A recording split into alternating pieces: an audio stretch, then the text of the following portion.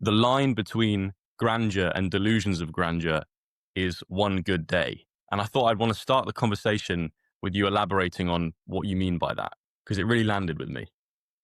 For sure. Yeah.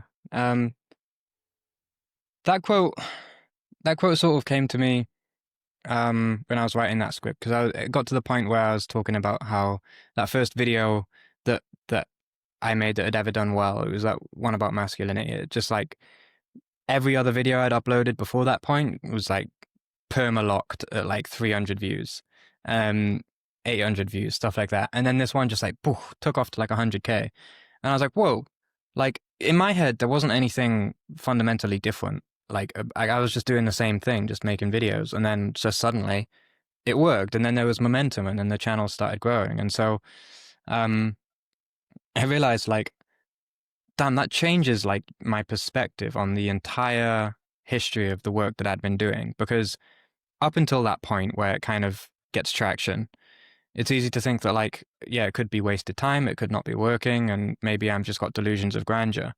But it was the first time that it occurred to me, like in a very experiential way, that yeah, if one good day happens, say you're trying to like do good music, or you're an investor or something, um, one good day can literally, it doesn't just make things better from that point forwards, it rewrites history to make the entire story up to that point different. So when you're in it, it can feel like hell and it can feel like nothing's working.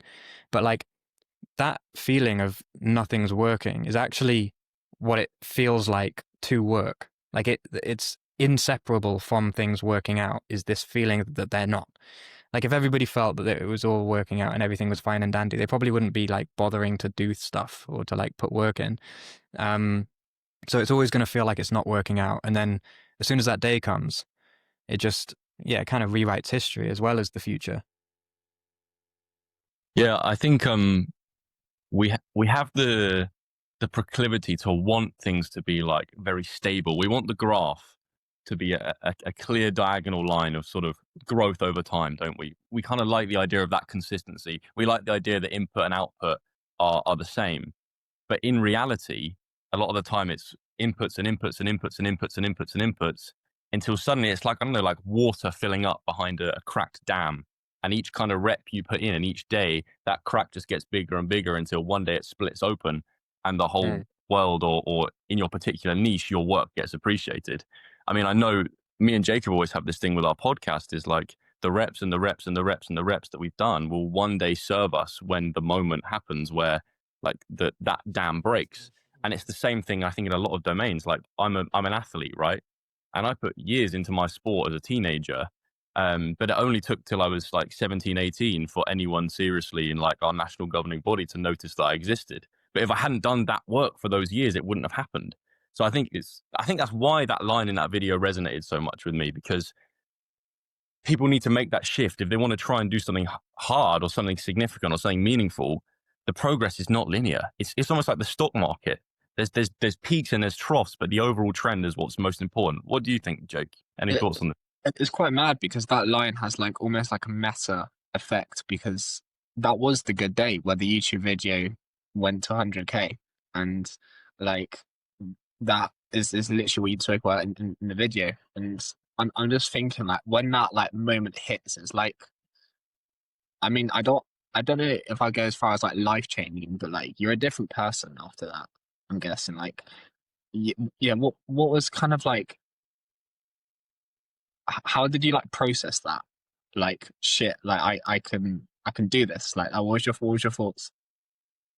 They were quite similar to that, actually. Just like, oh shit, I can actually do this. Like you kind of get the sense that things are impossible when you've been trying like pushing up against a wall for like a really long time.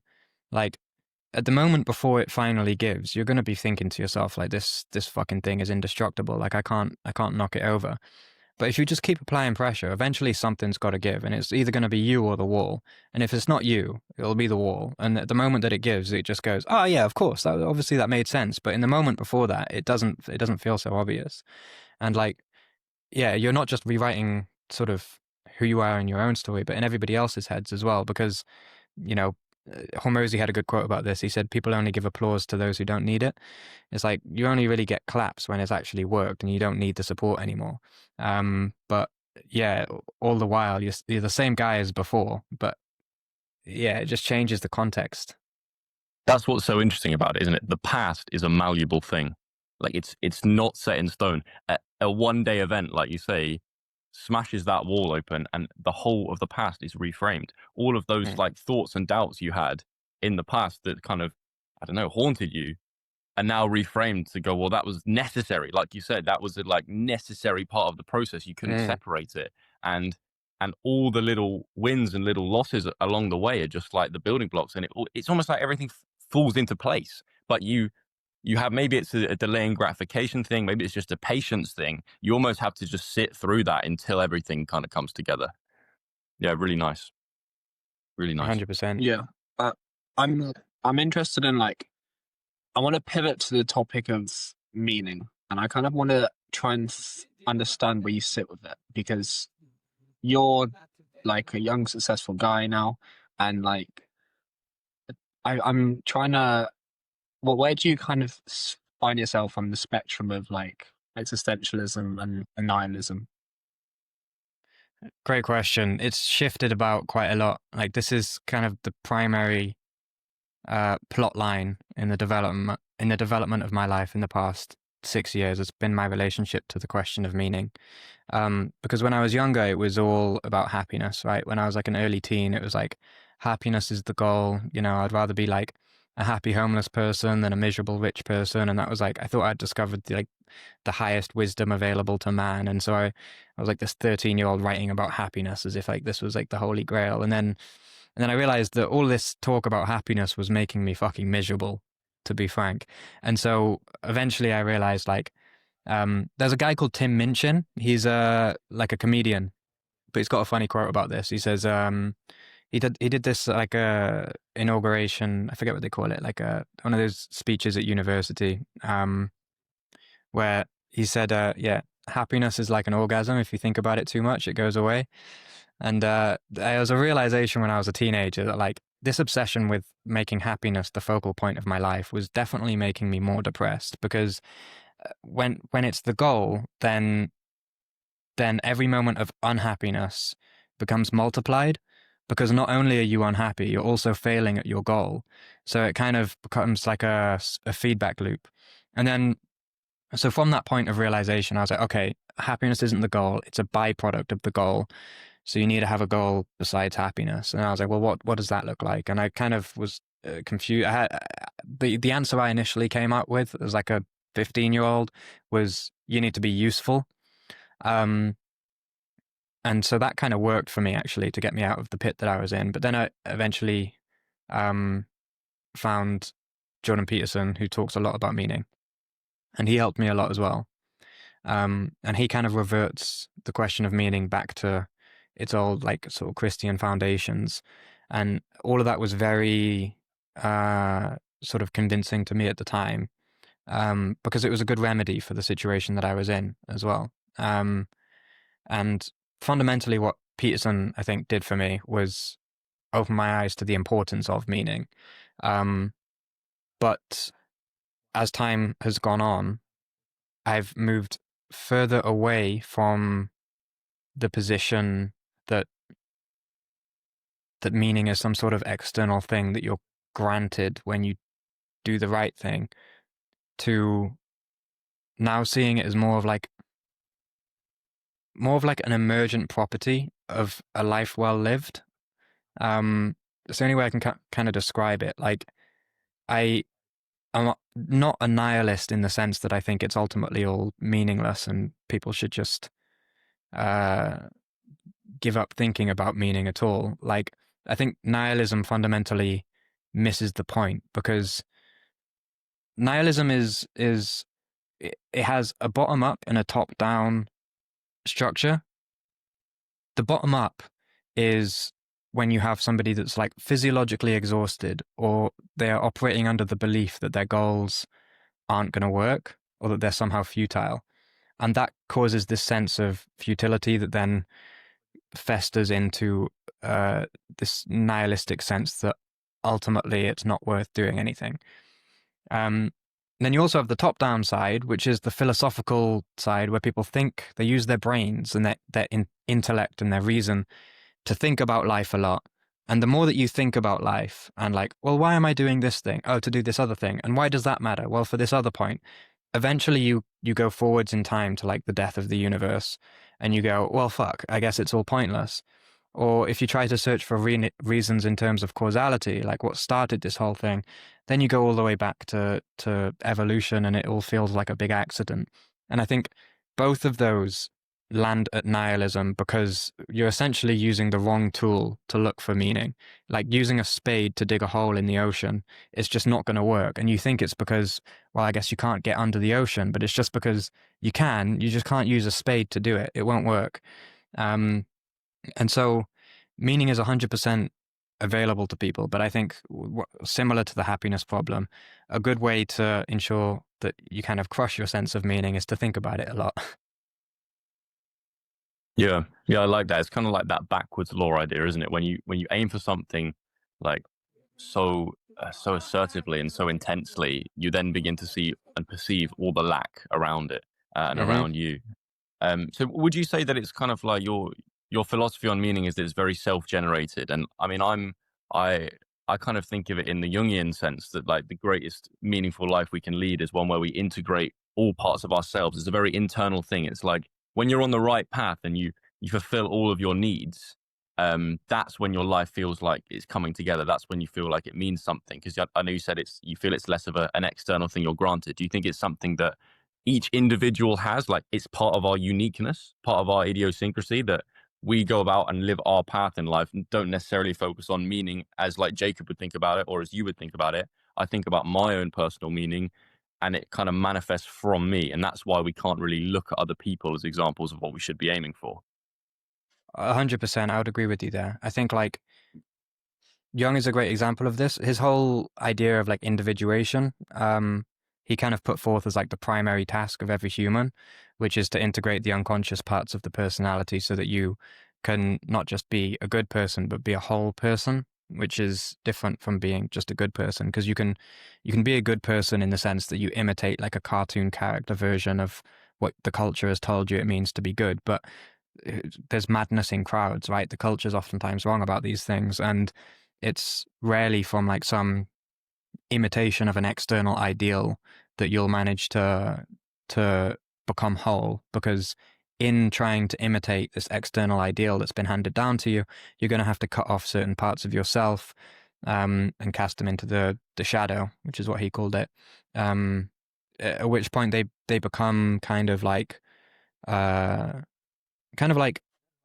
similar to what happens when you make like a certain drug illegal in a country. It doesn't just stop existing. It goes onto the black market and becomes deregulated. And the same thing happens with personality traits. So if you want to cut off a certain part of your personality, even if it's a certain emotion, like every emotion will have like, it doesn't exist in isolation. It's got a section of your personality attached to it and entangled with it. So if you cut off the emotion, you cut off that part of your personality, it goes into the shadow, which means it operates from the background. And when it's operating from the background, then your conscious life, the stuff you're aware of doing, becomes more like a reflex. Like you become more reflexive to life rather than responsive. And the difference there, to be clear, is like when you respond to something, it's like you've got a lot of different options in front of you and you're making an intentional decision to respond in this particular way. But when it's like a reflex, when it's just like some automatic process that's happening because maybe you're afraid of being seen in a certain way, so you just reflexively act to contradict that or to compensate, then you can make an entire life out of that. You can choose a career path and chase stuff just purely out of some like inner reflex to avoid a certain part of yourself. And Jung saw much of human progress in terms of that. He even said that like something along the lines of like man will go to the moon because he's so afraid to look into himself. Like he saw even things like that as like some massive externalization of like what is essentially inner avoidance. And I think with the meaning question, meaning, I'm pretty sure, just happens when you undergo the process of Jungian individuation, because you're bringing more of yourself into the conscious picture, right? So you can respond. And when you respond rather than like reflex, you naturally have some kind of order to your actions. And I think meaning is it's like the dynamic relationship you have between yourself and your environment, and the value structure by which you choose your responses and plot your path forwards. Like meaning, it's hard to define meaning in one thing, but it's like a collection of things, right? And that's a big part of it. So yeah, I think it's very individual.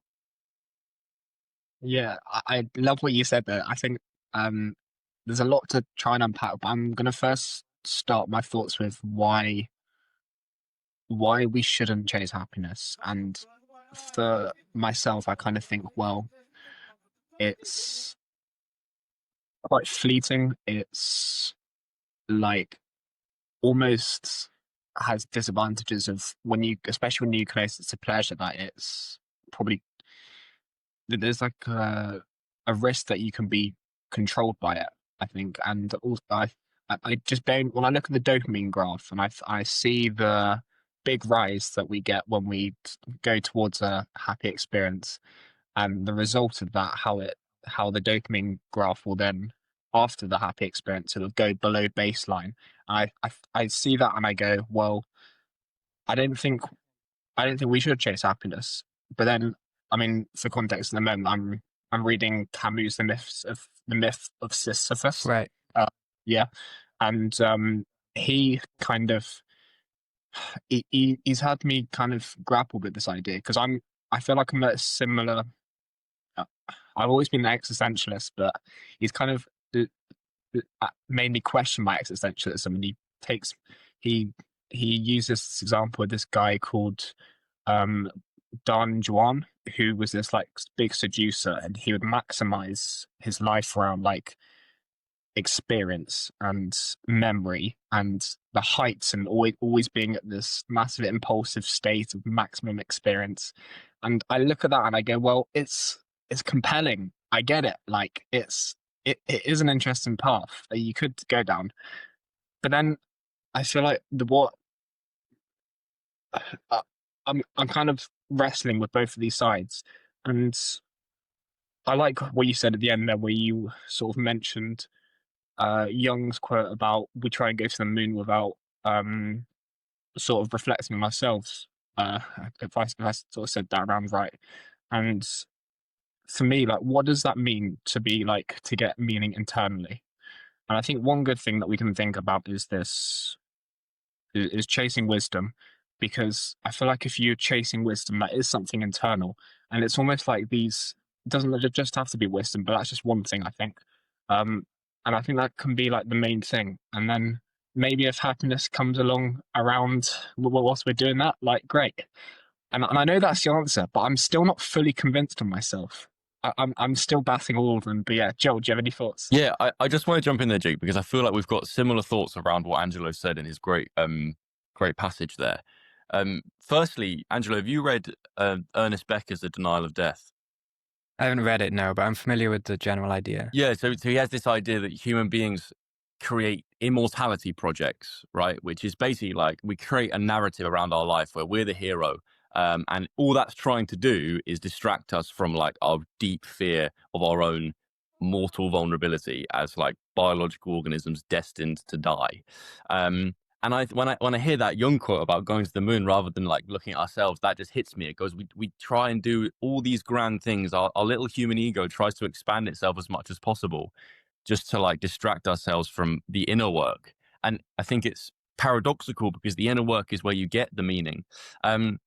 But Jake, one thing I think you touched on there when you concluded with the path to wisdom links to what I was thinking about mainly while Angelo was talking, which was actually linking all of this stuff back to your own personal story.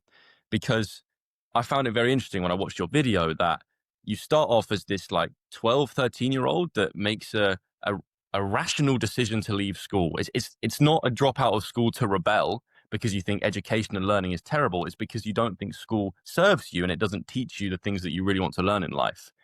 But then there's this bit in the middle where you do pursue a hedonistic path. You do kind of adopt some characteristics of the Don Juan archetype, right? You do kind of get into trouble with the police and you're partying and there's drug taking and all this kind of stuff. And now you're sat on a call talking about like psychology and philosophy and existentialism. And it makes me think that in this conversation between happiness, pleasure, hedonism, and kind of where the meaning really is in this transition towards wisdom, you've kind of done that in your own story thus far. And maybe I think that that's a natural consequence of that path, because when you pursue hedonism, I guess it does give you a thrill. Like the dopamine does peak, but it's not like a long lasting. It's not something. I mean, I guess this is a lot of what Jordan Peterson talked about. It's not something you can really ground your life in. Like the happiness you get from pleasure is not something that can sustain you through like the storms of your life. But wisdom can do that. And wisdom is meaningful in the moment. When we read great writers and great thinkers, it does give me a joy, but it's also a joy that's stable, I guess. So maybe what I'm asking here is, can you see, Angelo, how this discussion links into your own personal story? And do you think that in a way you did invest in that path for a while, and you did maybe invest in that unconscious drive for pleasure, and then you came out on the other side and saw that wisdom and self-development was the better path? Yeah, 100%. I mean, like, in some sense, you can't knock it until you tried it. And I kind of had that intuition when I was younger, which is that, like, you know, if you're gonna be an idiot, it's a good time to do it when you're a teenager, when you're young, when the risks are lower. So I kind of capitalized on that extra wiggle room that I had at the time. And then what started as like more just like that sort of cheeky, playful, capitalize on it while you can kind of thing. Then some like, life got harder, some bad things happened, and then it became a crutch. And then I realized, oh shit, there's a dark side to it too. Which is that if pleasure is, like you say, the backbone of your life, then when stuff starts going wrong in your life, all you'll have to keep you standing is that pleasure. And so you'll need more of it. And the problem with it, like you say, it's an ever receding horizon. So it's not just that it resets to baseline. I think that's fine. The problem is that you often need to then increase like the intensity of whatever the thing is that you're doing to get the pleasure in order to reach the same level the next time. So you kind of just like have to keep dialing up the intensity and making bigger and bigger sacrifices at the altar of pleasure until the areas of your life that are actually important start to go down the drain. And that's what happened with me, for sure.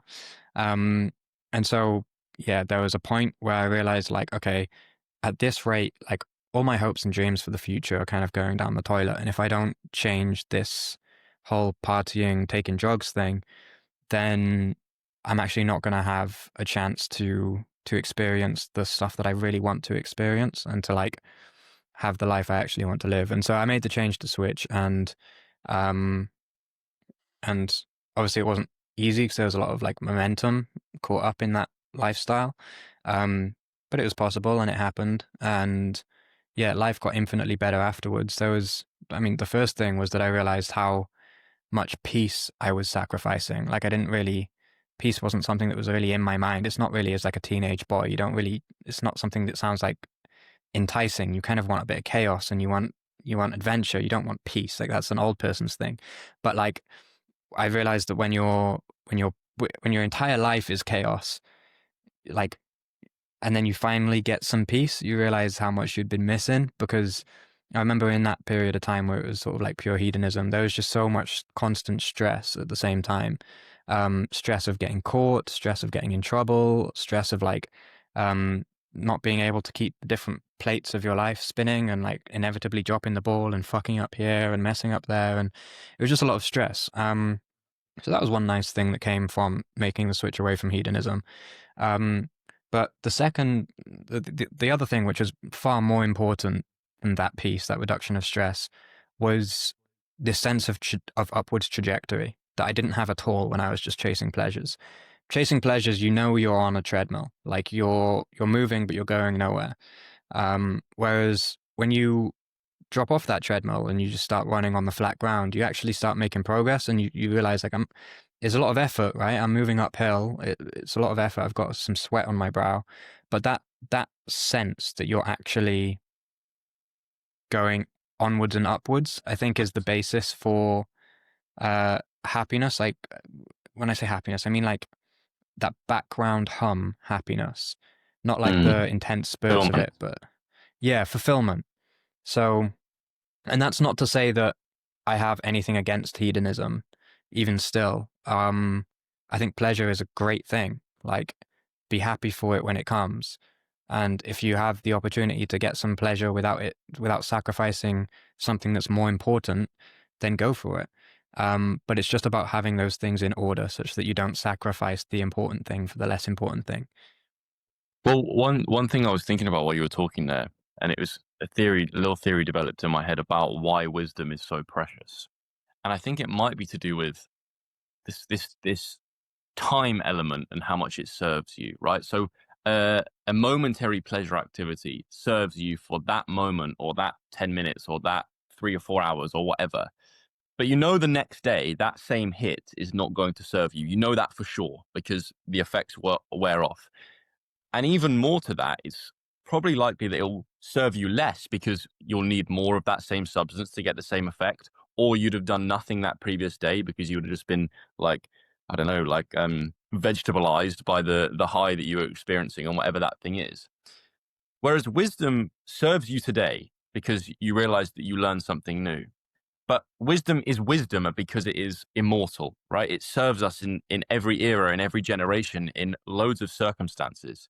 And so it will serve you tomorrow and the next day, and maybe for the next year and the next series of years. It has a compounding effect even, I think, as well, because the more wisdom you gain and the more, I don't know, like life competence, that this kind of meta skill, the more of that you gain, then the easier things are, just generally speaking. So it's almost like it increases in serving you. And that is that upward trajectory you're talking about there.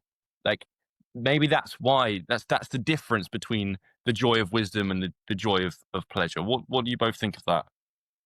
Well, I kind of I wanted to play I want to play devil's advocate a little bit, because I feel like you can still go up in the trajectory in hedonism. You can still get with a better girl, and you can have a better night, and you can have a better material goods. And I feel like not everyone is cursed with ambition. I feel like it's only a select few. Like I I speak to sort of people that are going to graduate this year and third years, and the often they've been saying to me is like, I don't want to think about the future. Like I want to just like maximize my time in university now. And so I link this to Camus, and Camus says the meaning of life is what's stopping you from killing yourself. And often, if hedonism is the most important thing in your life, that is the thing that's stopping you from killing yourself. That is kind of like what you're aiming for. So, is that okay? Well, probably not. But I think there's also like disadvantages that are significant disadvantages with chasing wisdom. I mean, like it's by chasing wisdom, we increase our awareness and we maybe go into go into more doors of perception.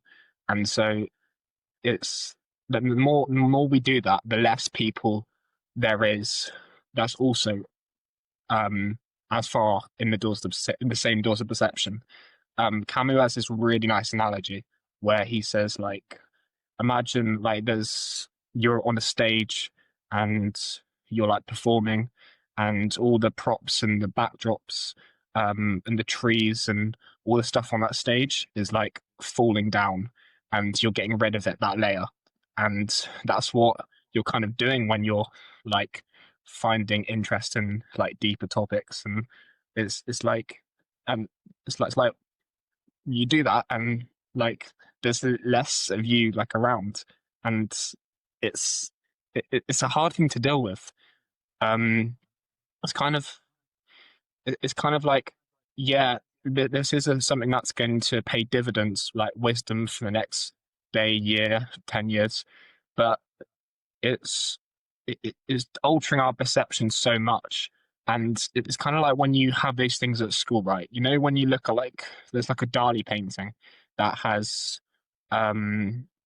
is like an illusion where there's the girl on the beach, with like you see one picture of like a girl on the beach, but then you see another picture of like a face, and the girl kind of makes up a mustache, and the clouds kind of make up the hair, and it's almost like there's two different types of like, some people will only see the girl on the beach, but then some people will be able to see like the face within it. And so it's like I can see the face, but not everyone else can see the face. Yeah. And so that there is, I guess my point is that there's a lot of loneliness that comes with chasing wisdom. And does that outweigh the kind of safety of just being hedonistic and do what everyone else is doing? That's such a good point. This is genuinely one of the main things that I've been sort of pressing up against myself over the past like year. Because when I was fully on board with the Peterson approach, right, where it was all about meaning and this like externally derived meaning, it was kind of like the initial stages of actually less wisdom. It was more than I had in the hedonism side, but less than where I'm currently at.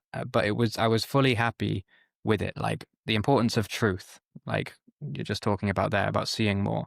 The importance of truth was so clear in my head, and like it all fell apart because somebody asked me, like I was talking on my YouTube channel as well a lot about the importance of truth.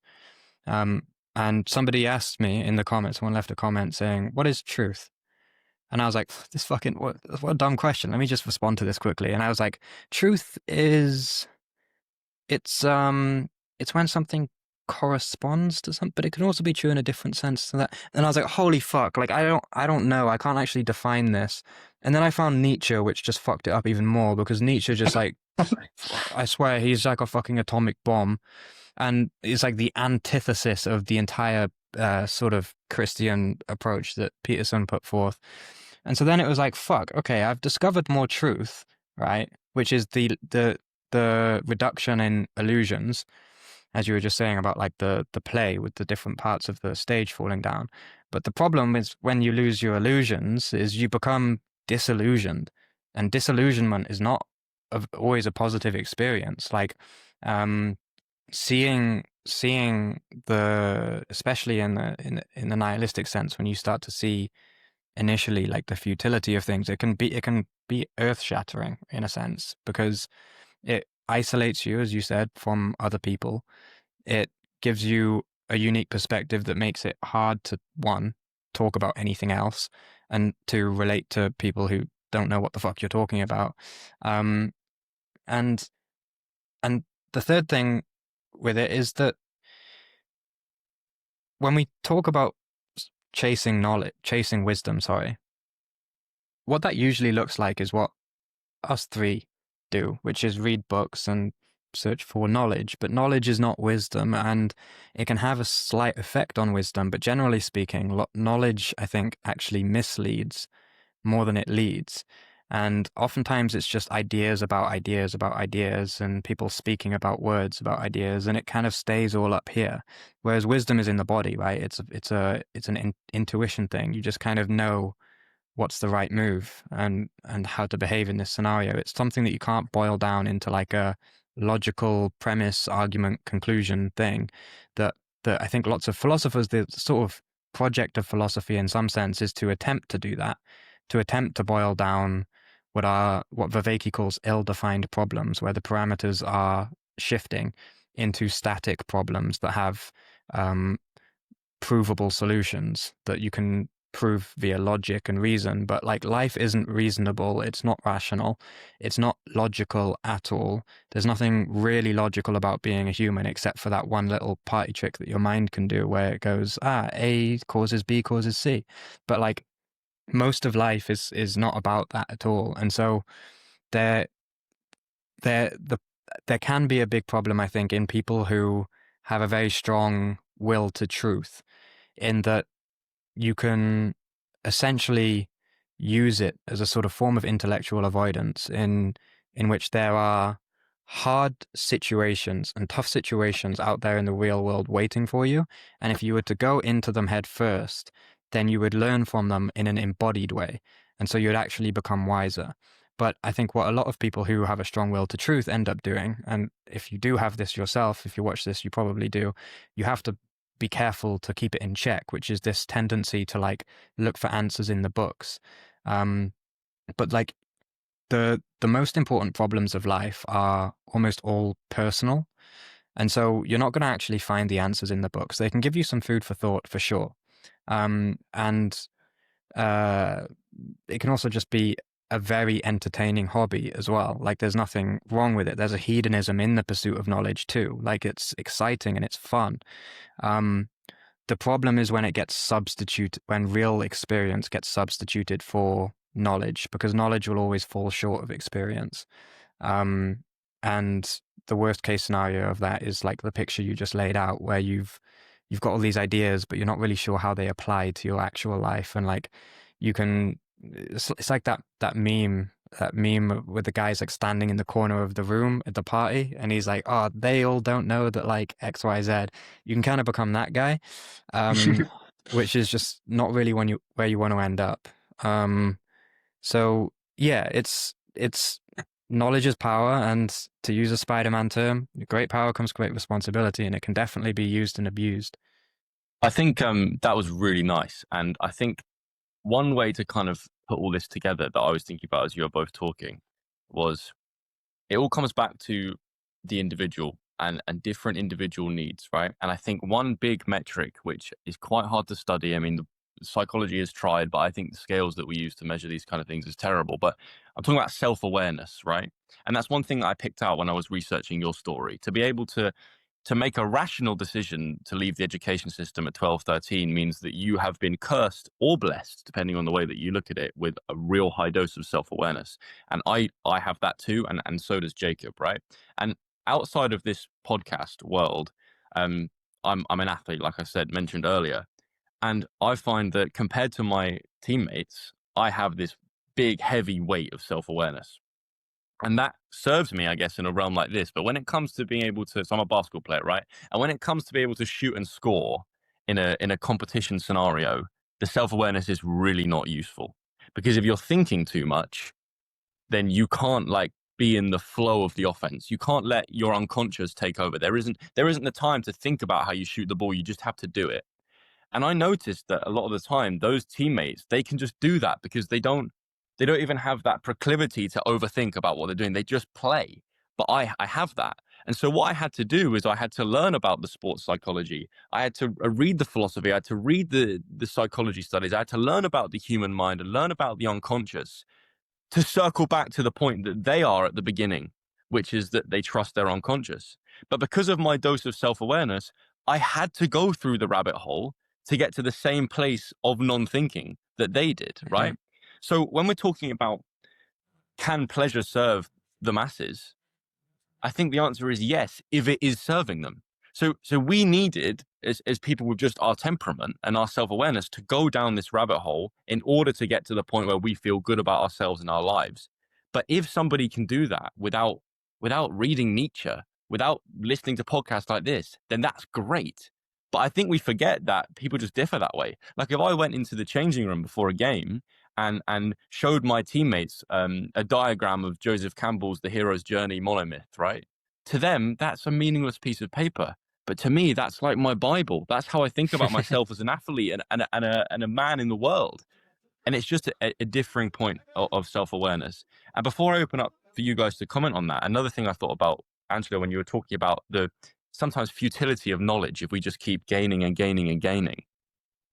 Jung has this passage where he writes about how science really misses something when it tries to understand people. So like concrete sciences will tell you, and psychology actually is moving towards this more and more as time goes by, and it kills me how kind of dead and scientific it's becoming. Like psychology and science will tell you about the average person, right? And thinking about someone as one small statistical unit in the masses, right? But when you actually meet anyone, literally anyone, and you compare them to that idea of the average person, it's so poor at describing that person, it's ridiculous. The only way you can understand an individual is through taking away this like concept of the average person, stripping away the things that we all share and all you're left with is the uniqueness. And I think we have to think about our own lives in that way. The more we gain knowledge about what this person said and what that person said, or what this philosopher said, or what this scientific paper says, sometimes it's almost like we're trying to build a picture of what the average person should think or how the average person should live.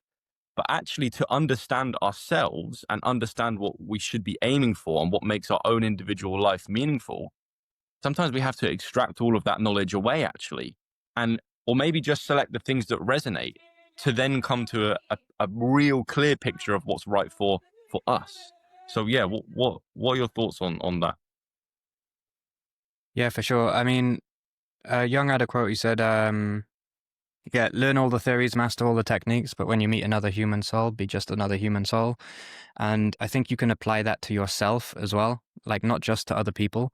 You see this sometimes with like nerds, essentially. They'll especially like psychology nerds like us, will learn some theories about how people work, and then we'll go and meet somebody and be like, if I got you figured out, mate. But like, that doesn't do anyone any service, because oftentimes you're doing a Procrustean bed scenario where you're mapping a wiggly line reality onto a straight line idea, and you're missing the reality in order to do that mapping. And when it comes to understanding yourself, it's the same thing, right? You are full of wiggly lines. There's nothing straight or static about a human. Like, a human is a living thing. But psychology often likes to treat it as a mechanical thing. Like, there's this force pushing them in this direction, and this childhood trauma makes them do this thing, and it's quite like, all science can really do, I think, is give a fairly dead mechanical interpretation of things, because that's sort of the lens that it looks at stuff from. And we can talk about psychology, but psychology doesn't really exist. Like, psychology is so young as like a field of inquiry, and we're so hopeless because we are that thing that we're studying, that as a field of study, it's like it's so fresh that it barely exists. And the only kind of insight you can, I think, really get into yourself is a product of internal observation. And I've got this this program thing that I'm creating called the Compass, which is kind of based on this.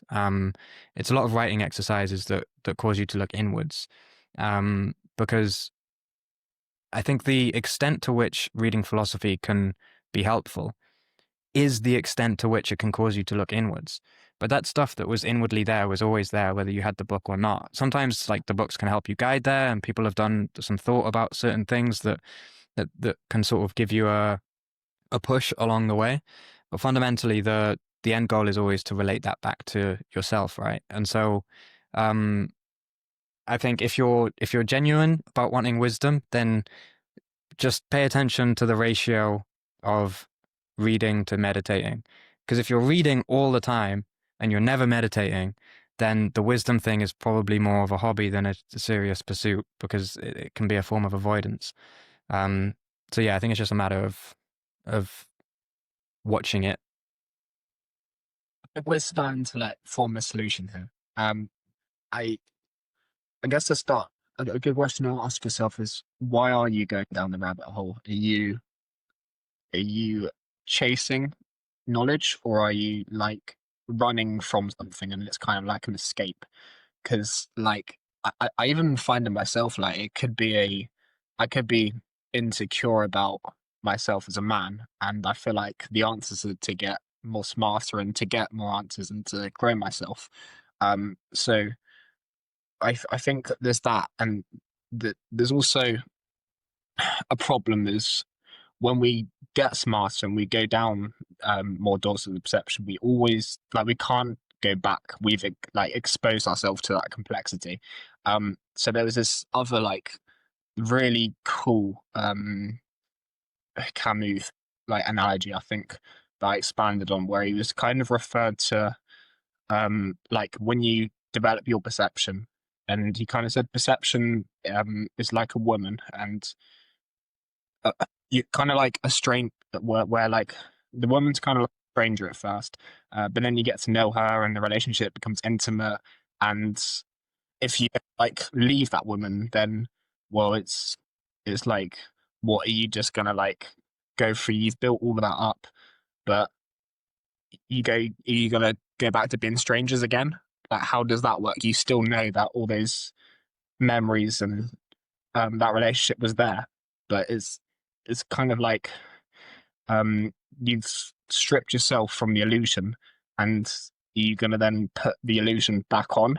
Yeah, you can't let go. Yeah, and there's also like I feel like we can become. I feel like there's a cognitive bias where humans that are like very smart can become like desensitized of how much they really know. So we just kind of like, we can get to a stage where we assume people know what we mean, or that there's the other side of it of when we don't know what we can't convey what we mean, and that the average person can understand. We almost know too much, and that we can't digest our knowledge into such a simple digestible way for people to understand. So there's a lot of, we've outlined so many disadvantages there, but I think the real thing why we should chase knowledge is kind of what Angelo touched on, and is that knowledge is a very good tool to help us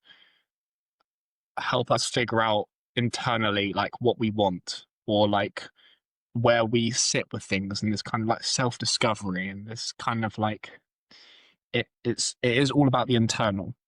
And I mean, I don't think it's going to be the only tool. It, like Angelo sort of touched on with like meditation and other things being useful, but it's like we take what we learn in the outside world, try and apply it to our life, and become a person that we're more proud of as a result of that. Maybe the solution's somewhere around that. Well, I think it's a good point, Jake, right? If you're driven to knowledge or driven to wisdom from insecurity, that's a product of your ego, right? Your ego consciousness is the one that is hungry for that knowledge in order to like heal that insecurity. But it's not going to heal the insecurity, right? The more you learn, the more you know through like driven by the ego, like all that's going to do is expand and make the ego bigger and bigger and bigger and more powerful, right? And that is when you make a great point about disconnecting from other people. But the bigger the ego gets doesn't mean the insecurity is dealt with. Like, you're still going to feel that sense of disconnection. You're just going to be able to use bigger words and quote people that wrote in the 1800s. It doesn't mean that your life is any better. You just sound smarter. And that's the illusion, right? And that's when people might hear you and go, oh, that guy's really knowledgeable. But he's also the guy that like goes home at night and like has a meal on his own, or lies in bed and reflects on his own loneliness and his sadness still. Like, it's not functional. You know what I mean? It's not functional knowledge. And those are two very, very different things. One question, which I guess is semi-similar to what we're talking about here, which is kind of pivoting, but I hope that's okay with you boys. You've got a video, Angelo, about this term that you created called the heartbreak industrial complex, right? Where you're talking about kind of like the online dating world feeding off other people's like heartbreak or lack of romance in their lives and stuff.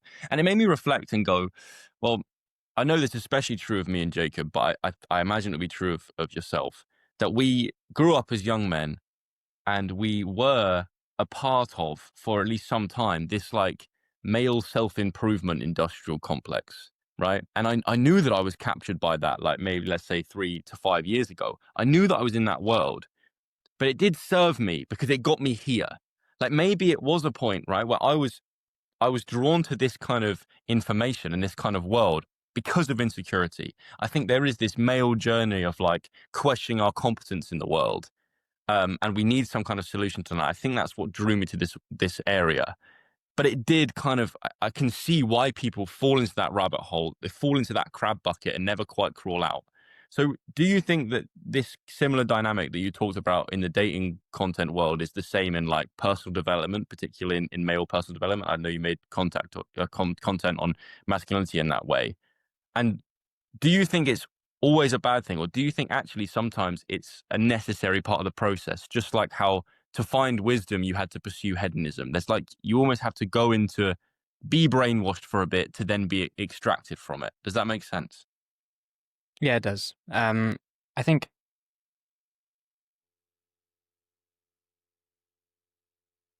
fundamentally you'll only ever learn from experience. And so to the extent that that was an experience, you will have learned from it. And it is an experience to get caught up in any ideology or any sort of group movement. It's always going to be an experience, and it'll reveal you to yourself. So yeah, to the extent that was sort of a phase you had to go through, I think it's a good thing. And also, there's a lot of valid stuff in that whole sort of area of thought. You know, like to the extent that it talks about essentially encouraging people to get out of their bedrooms, like that's a great start. And you know, it can reveal your own insecurities to you in a large way as well if you're willing to pay attention, because the thing that you're like desperately trying to be is almost always going to be a compensation for the thing you're most afraid that you are.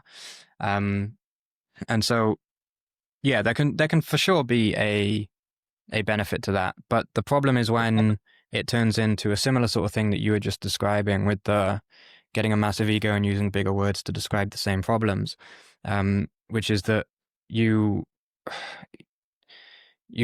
need to actually make contact with the obstacle in order to surmount it.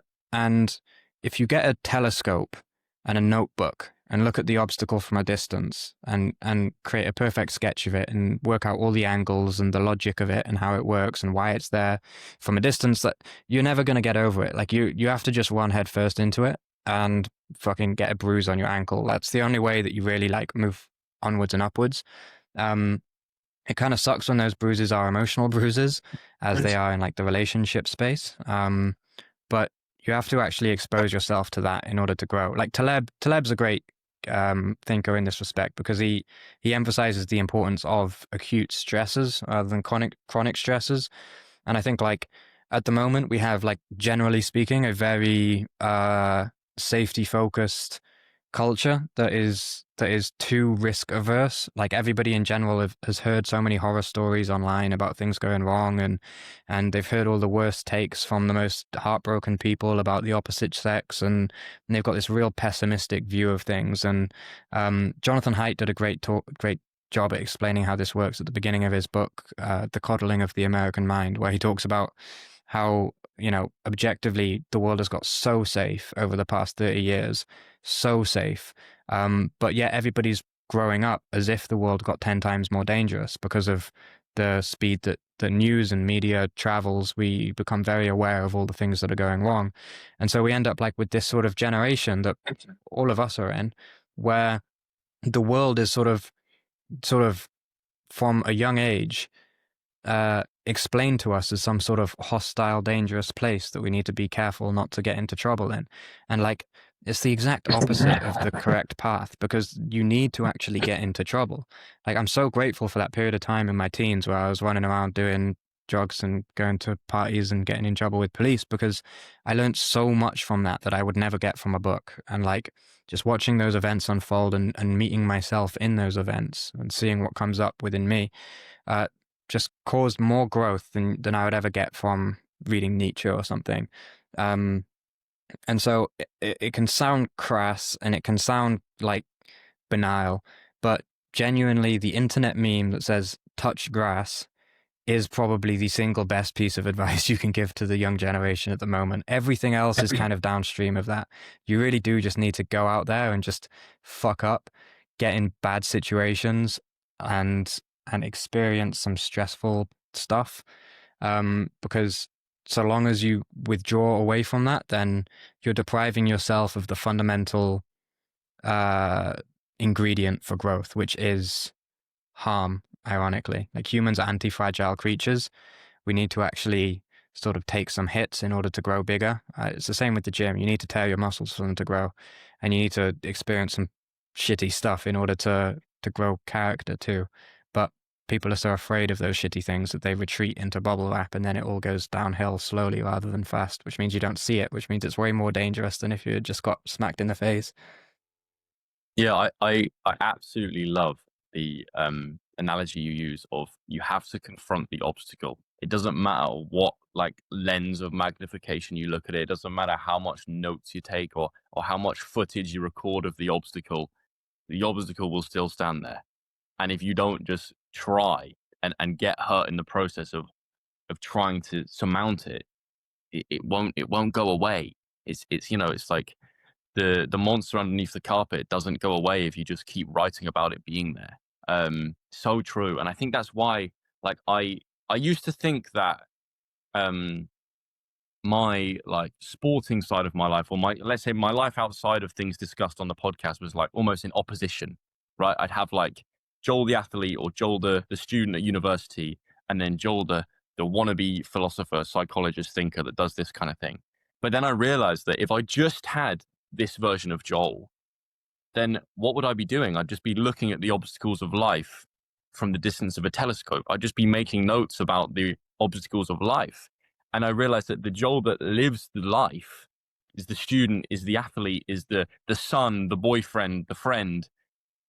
He is confronting the obstacle, right? He is confronting the obstacles of life. He's figuring out what it means to get competent at something and support the people he loves, and figure out who he wants to be as a man. And this side of Joel that you're talking to now, that's seeing things from a telescope's distance, he just informs that other version of Joel. And it makes me think, to pivot onto something else that I had in my notes for you. When I was like going through your content, you're such a great writer and a great storyteller, and you can even tell that in this conversation, in the analogies that you use, and sort of the right level of depth and intensity you use in your answers. And Alan Bennett, who's a great writer, I don't know if you've watched a film called The Lady in the Van, but that's like based on one of his books and a personal experience he had. He has this quote about writing, and I wondered if it resonated with you. He said that the writer is double. There is the self who does the writing, and there is the self who does the living. And they talk, they argue. Writing is talking to oneself, and I've been doing it all my life.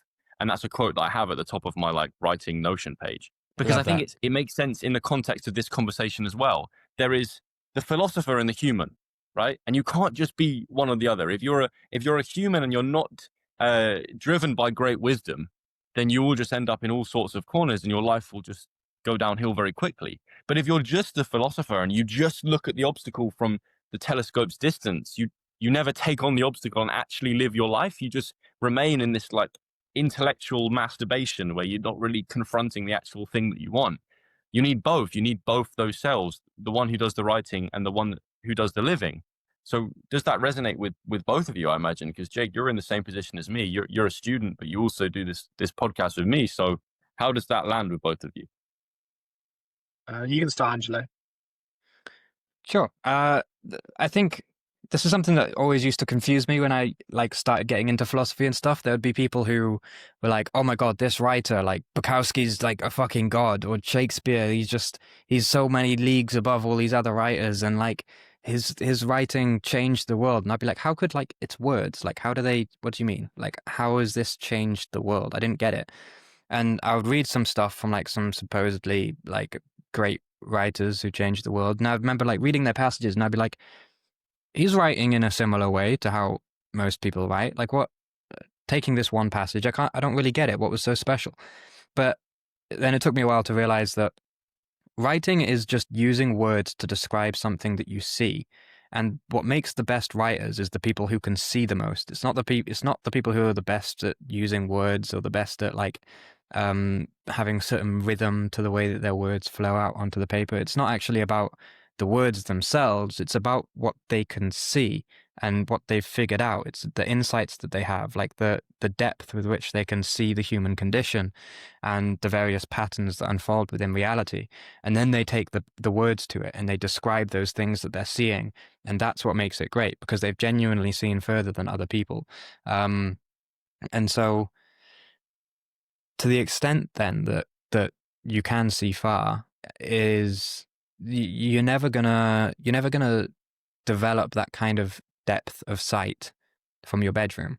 Like the only reason Dostoevsky was able to write such gripping novels is because he went to fucking Siberia and lived with the convicts, and he also saw like the people in higher society. Like he had been around the block and he had met a lot of people, and so he'd seen them, he got to know them. And in the same way that you can't really get to know an obstacle from a distance, you can't get to know people from a distance either. And so by directly engaging with it, you start to get like a a picture in your head of various truths with a non-capital T, and then you can use words to attempt to convey those to other people, but it'll always get lost in translation. But yeah, you have to actually be out there. Yeah, I love what you said.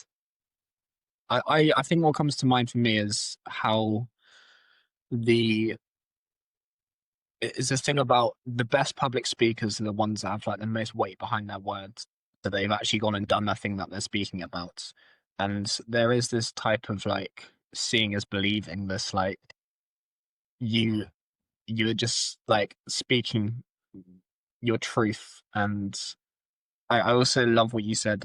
Like, we keep referring to this like sort of wild dog past and how it can teach us things. Like Angelo used the example of Dostoevsky, and um, it's weird how there's like a lot of there's a lot of like there's like street smart.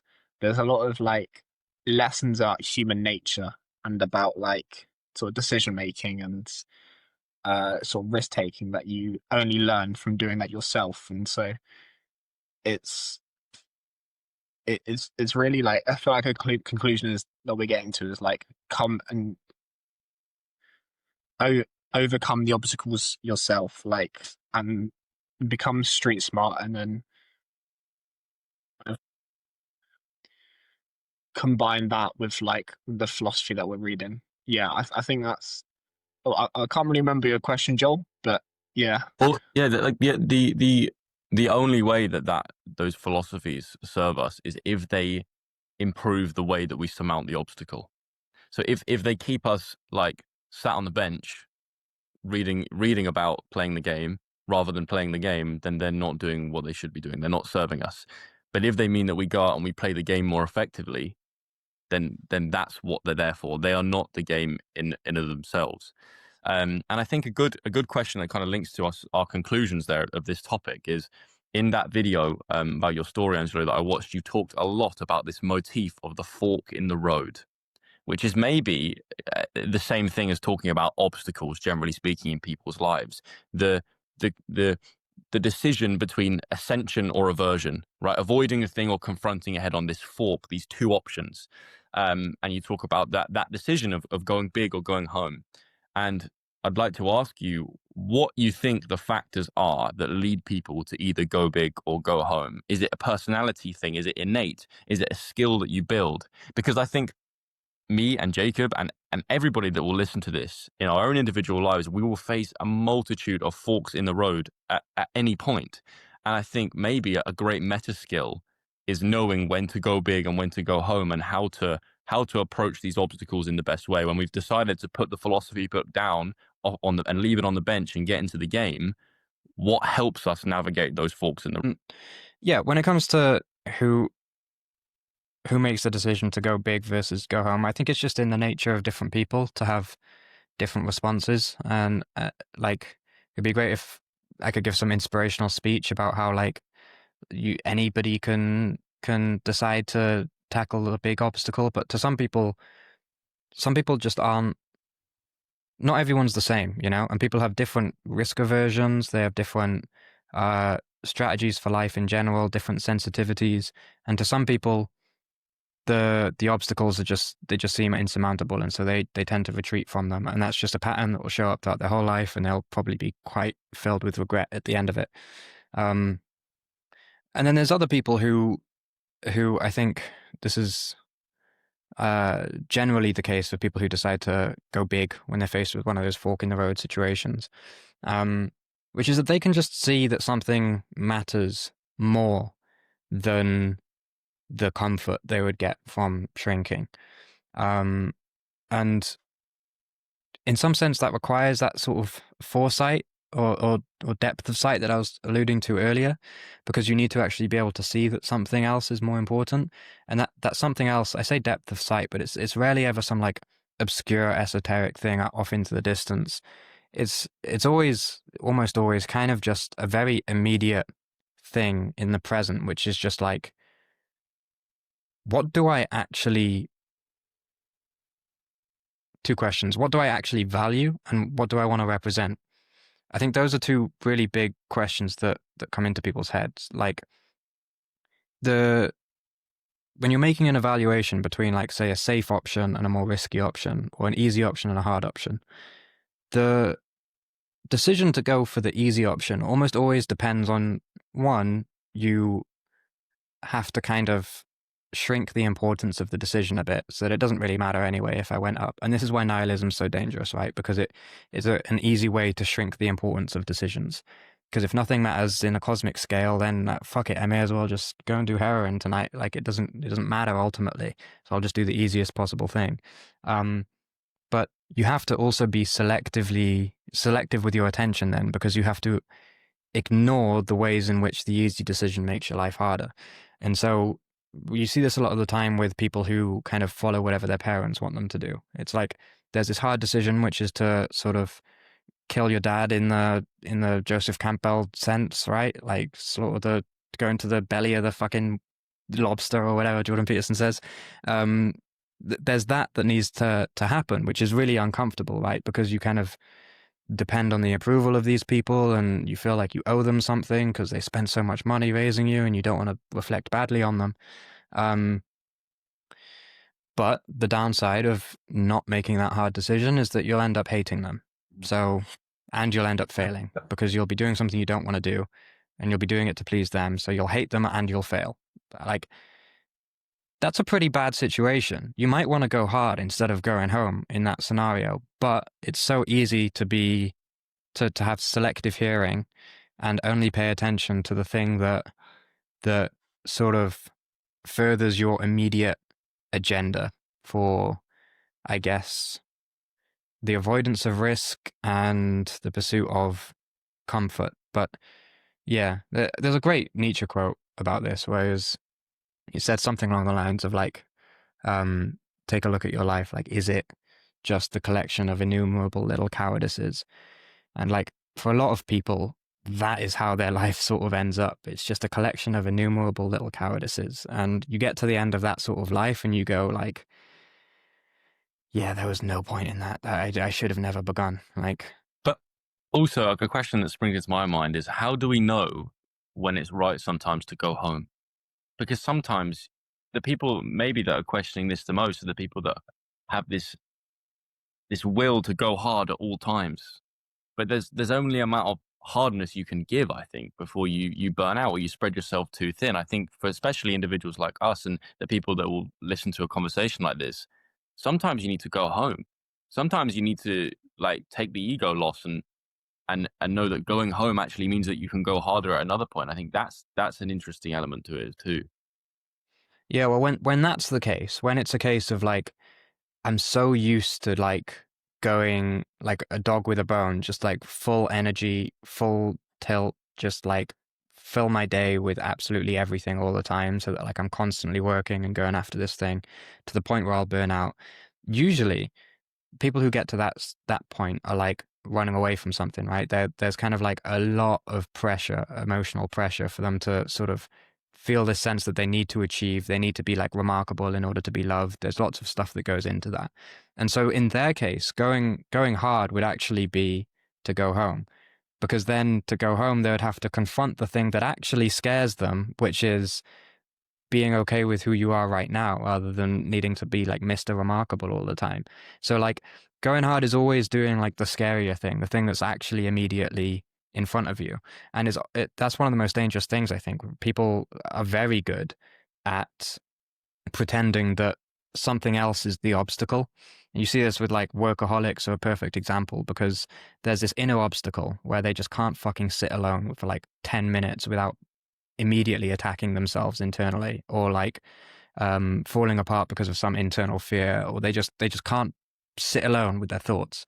And so they like fill their days with all this work, and then the mistake is that they fucking dress it up like it's a virtue. Like, Nietzsche was so fucking good, right? Because he was really good at identifying when people made virtues out of their vices. And one of the things that he said that I thought struck me as super interesting is that all humans would like to posit the things that are easiest to them as the things that are hardest. So if somebody just happens to be like, they find it impossible to sit still, so they go about working all the time and they fill their day up with loads of work, they would like to then tell you that like, oh, I'm working so hard, it's really tough, like I'm really pushing myself, it's really hard. But in reality, that's like the easiest option for them right now. And the same with people who are like brutally honest to a fault, where they're just actually being a dickhead and they like take pride in how honest they are and stuff. And it's like, actually, you're just being a dick. But because it comes easy to them, they want to posit it as something that is actually really difficult for them. And he applies this to his whole master versus slave morality thing, where he basically condemns morality, like slave morality, as timidity dressing up as morality, in which people just rechristen the things that they were always going to do as something that they've like chosen to do voluntarily and is actually really hard to do. So you should pat me on the back for it. So this is where self-awareness comes back, you know? You need to have that self-awareness to be able to tell which is which. Damn, that was such a good answer. Yeah. Thanks. Go on, Jake. I kind of wanted, I was thinking about it in our own terms. I guess my answer to your question, Joe, of when is it time to go home? I think just like me and you have had big failures of my clothing brand not working out and your YouTube not working out. I think you have to do something as hard or harder than that thing, and not necessarily take up something new, but do something that with that same kind of difficulty that still sparks that passion alongside it. It's probably easier said than done, but that'd be my answer to the question. And I guess think my last question. I know you've probably got a question as well, Jill, but I wanted to ask a question before this about broadly, like, what do you guys think we should do with insecurity? Like, how do we deal with insecurity? And that's like a question for both you guys. Do you want to go, Joel? I can go. Yeah, I can go. I can go first if that's cool. Just to touch on what you said there, Jake, about just quickly the failures thing and being part of the journey. I think also there are seasons to the things you do, and I think for people like us, it's very easy to try and take on everything in this current season. When sometimes you have to put some things at home. You have to go home in terms of some things to then go hard on them at another time. And I think with my YouTube journey, if the main like purpose of it was to reconnect with you and to create what we're doing now, then maybe it wasn't so much of a failure. It's just a stepping stone in that season. But yeah, the insecurity thing, right? I think it's it kind of goes back to similar things we talked about of confrontation of the obstacle. You can do an amazing dance and performance to distract yourself from this insecurity. You can become extremely wealthy or extremely jacked in the gym, or you can become a great like person of status and influence. You can really, as Ernest Becker would call it, you can really invest in an immortality project and become this great hero in the eyes of others, in a great distraction from the internal void or the internal hurt that you're really facing, or the insecurity and the vice that will just reside there forever. You have to try and confront it straight on. And even within the like hour or so that we've been talking now, it's made me think of like, what obstacles am I just looking at from a telescope's like point of view? What insecurities am I not confronting head on? And I guess, what does that mean? I think it means feeling the terrible feelings that will come from addressing that insecurity. Like when you really like point at the monster in the darkness, at least it's a known quantity then, right? If it stays in the shadows and it's unknown, who knows what the hell it could be? But as soon as you see it and you feel it, well, okay, you know how big it is now. You know how dangerous it might be. You can figure out a kind of way you may be able to take it down. You bring it into the light. And I guess that's what Jung said, where he said, until you make the unconscious conscious, it will manifest in your life and you will call it fate, right? These insecurities, if we don't point at the monster in the darkness, that monster will run your life. So maybe that's journaling, right? And really asking yourself the deep questions and seeing what answer comes up, and don't avoid the first answer that comes up, because it will probably be the right one. Or maybe it's making that admittance to your friend or your partner or your parent and telling them that you're feeling a certain way and you feel like you've acted a certain way, or you've been having these thoughts and you don't quite know what to do about them. And that takes vulnerability, sure. But if you never like try and take on the monster, you can become the greatest hero you wanted, but the hero's real purpose is to fight the monster. It's not to stay in the village and build great resources and great status. He has to confront the thing that's in front of him. So I think it all comes down to that. And that's why I think courage is the ultimate meta skill with everything. It takes courage to be a human being, no matter what your circumstances are or whatever hand you've been dealt in life. If you're not courageous about it, and you cower, like you said, that quote from Nietzsche about these innumerable little cowardices. If you cower from the daily to the mass, lifelong monsters that you'll be confronted with in the form of your insecurities, then you will have lived no real life at all, because you're running away. You're running away from yourself and the obligations that are in front of you. 100%. Yeah, you hit the nail on the head there. Like that, at the end of the day, there has to be like a moment where you just go, you know what, fuck this, I'm going in, and you just turn around. It's like when you're running down the hallway, like as a kid, and you're like, there's a fucking ghost chasing me, and you get really scared. And like the faster you run, the more real the ghost is. And like you'll just get more scared and you'll run faster, and running faster makes you more scared because it's more proof that the thing is real, and you just get this upward spiral of just like, oh fuck. And then the moment where you just go like, you know what, fuck this ghost, and you just stop running, you turn around and it's just an empty hallway behind you, and you're just like, fuck, dude, that was such a waste of energy. This is so funny because last night I was at one of my girlfriend's friend's house, and we were having a takeaway and stuff after I played a game yesterday, and we were about to leave. It was like midnight, and this girl was like, I hate it because I'm the last one up in the house, so I've got to turn all the lights off and then run upstairs. And she was like, you know, she has this thing about like, Joel's a podcaster. She was like, Joel, what would you do in this situation? And I was like, well, have you ever thought about turning the lights off and just turning around and seeing what's there? And it's just so funny that you bring up that exact analogy, and I literally used it last night. Yeah, man, you got to see what's running after you, because you might see what's running after you and see that either nothing's there or it's yourself running after you. And maybe that's a scarier thing to be confronted with. 100%. And this is why I think it's so important that you actually go out and try to get in romantic relationships as a young lad, because there is nothing that will bring your insecurities to the surface like a relationship with a girl. There is nothing even comparable. It's almost impossible to fully confront your insecurities unless you're playing in that game, if you're in that arena. Because if you're not in that arena, you're completely isolated. You don't even talk to girls. You never approach girls. You don't get in relationships. Then like it's possible for you to like not only have these insecurities that don't get dealt with, but to genuinely not even know that they're there. Like until they get brought to the surface, they can be completely dormant, and it'll be as if they don't exist. But of course, they'll be pulling strings from the back, like the Jungian sense of directing your life and calling it fate. But you can be totally unaware.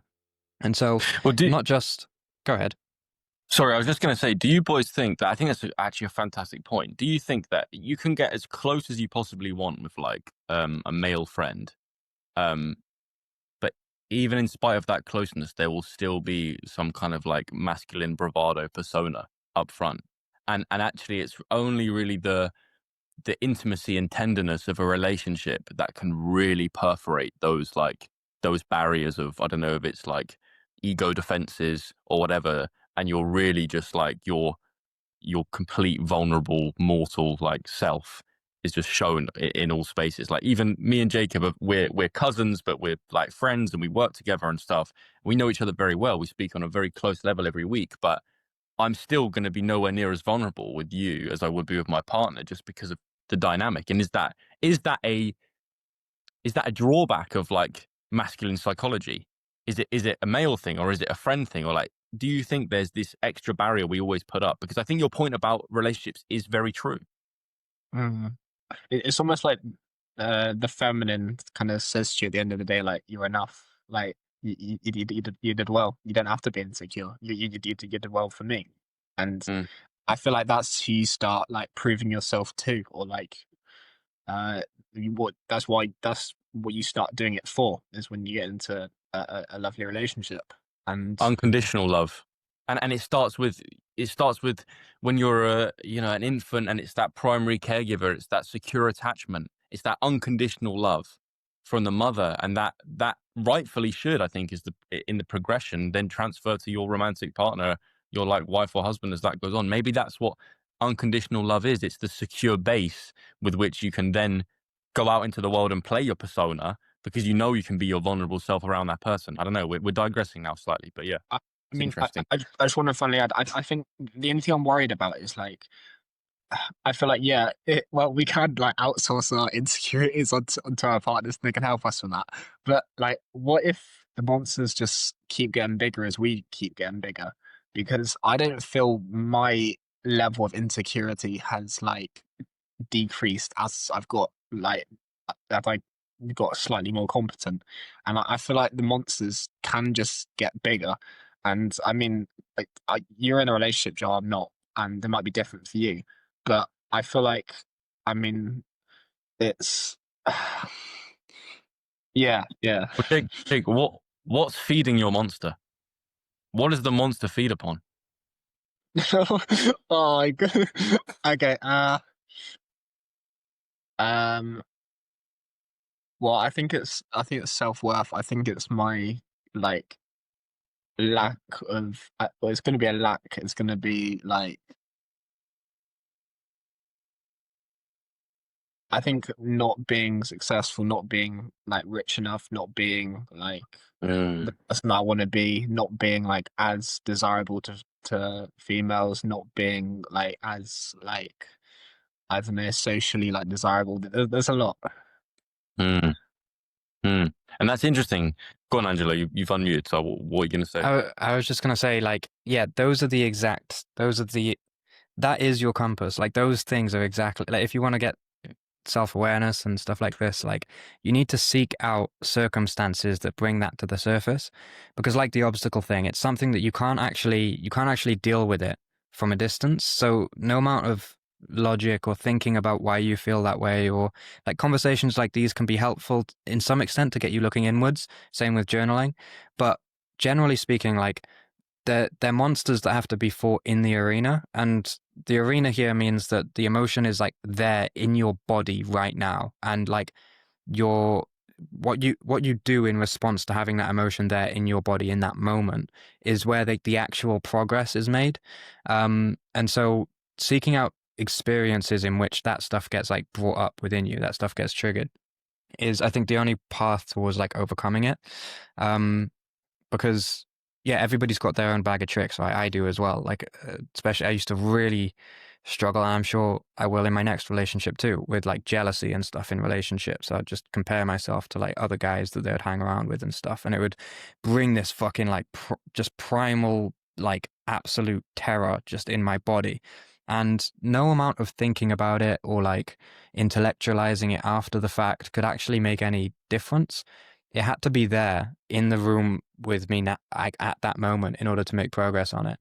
And that kind of goes back to the point I was saying earlier about like the anti-fragility of humans.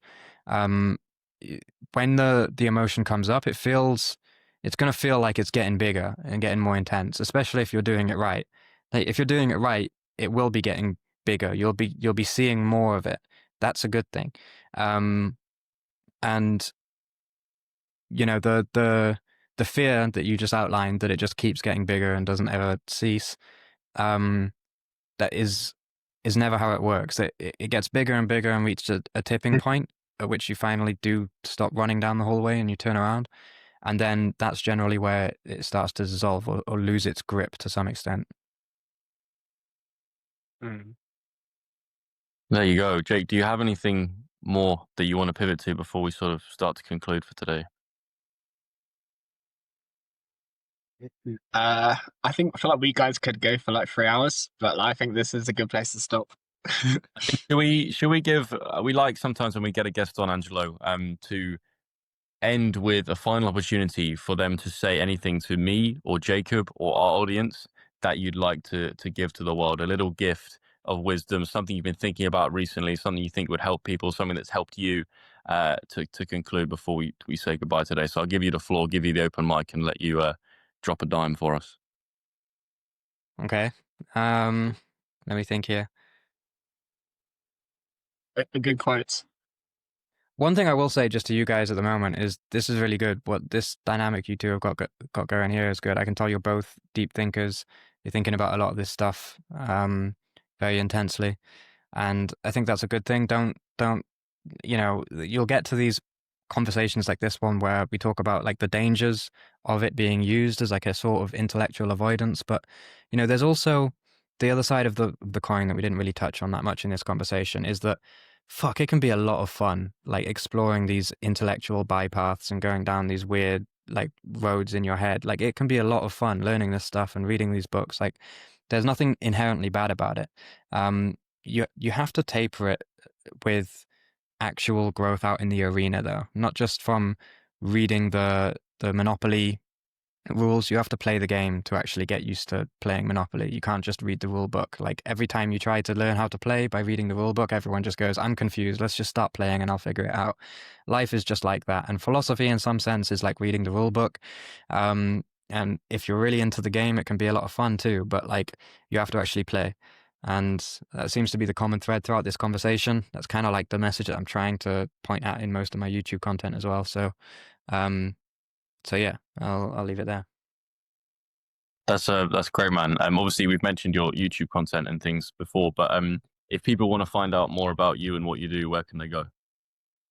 Yeah, so the YouTube is Angelo Somers, spelled Somers, and I've got a suite of wisdom tools, and kind of backs into this self-development program with the writing exercises that I was mentioning. It's basically guided introspection, so lots of the stuff that I found useful in my life that isn't just like lots of theory and rule books and stuff, but actually should give you some structure to help you do that inner work. That's at thecompass.diy. It's not launched yet. I don't know when this podcast will come out. But it's, yeah, you can sign up and you'll get an email when it's ready to go. But yeah, that's I think those are the only two places. Oh yeah, I'm on Substack as well at Navnotes, Navnotaes. But that's it. Amazing. Thank you everyone for listening. Thank you, Angelo. Thanks for having me. This was great.